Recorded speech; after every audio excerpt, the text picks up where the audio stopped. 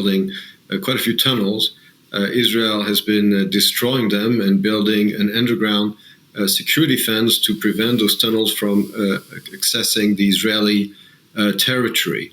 I think that, again, at the end of the day, neither Israel nor Egypt is interested in having Hamas staying in power. In the case of Israel, we've seen the consequences of this Islamic genocidal organization attacking our civilians. So we need to get rid of Hamas. And then the question after that will be how to reorganize, how to manage this territory.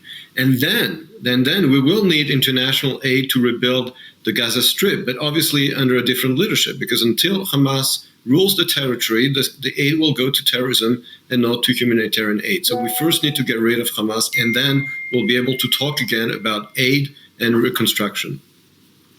Right. Well, that's a way away, unfortunately. But in terms of my original question, who's supplying them?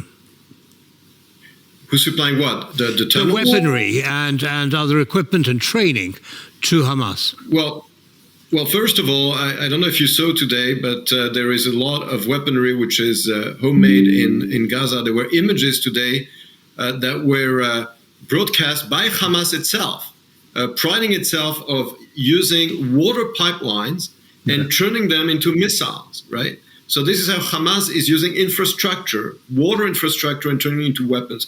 The main supplier is, of course, Iran. There have been many statements of Palestinian leaders and Hamas leaders thanking the Iranian regime for supplying them with technology, with intelligence, and with weaponry. It's very clear, by the way, that the current war is not only between Israel and Hamas, but it is indeed a war between Israel and Iran by proxy. The fingerprints of Iran in that war are very obvious.